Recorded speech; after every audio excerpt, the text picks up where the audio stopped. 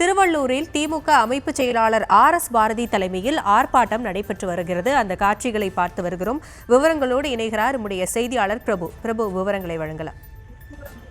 வணக்கம். தமிழ்நாட்டில் வாக்காளர் பட்டியல் தீவிர திருத்தத்தினை கண்டித்து மதசார்பற்ற முற்போக்கு கூட்டணி சார்பில் தமிழகம் முழுவதும் இன்று கண்டன ஆர்ப்பாட்டங்கள் பல்வேறு இடங்களில் நடைபெற்று வருகிறது.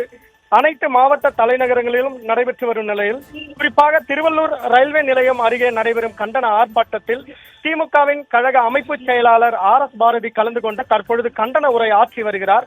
இந்த கண்டன ஆர்ப்பாட்டத்தில் 300க்கும் மேற்பட்ட மதசார்பற்ற கூட்டணி கட்சிகளைச் சேர்ந்த நிர்வாகிகளும் அந்தந்த மதசார்ப கூட்டணி கட்சிகளின் மாவட்ட செயலாளர்களும் கலந்து கொண்டு தற்பொழுது கண்டன கோஷங்களை எழுப்பி வருகின்றனர். இதில் குறிப்பாக அவர் RS பாரதி உரையாற்றும் பொழுது 37% வாக்குகளை பெற்றுதான் மத்திய அரசு தற்பொழுது ஆட்சிக்கு வந்துள்ளது. இதில் 10% வாக்குகள் திருட்டு வாக்குகளாகவே உள்ளது என்பதை குறித்தும் அவர் தற்பொழுது பேசி உரையாற்றி வருகிறார்.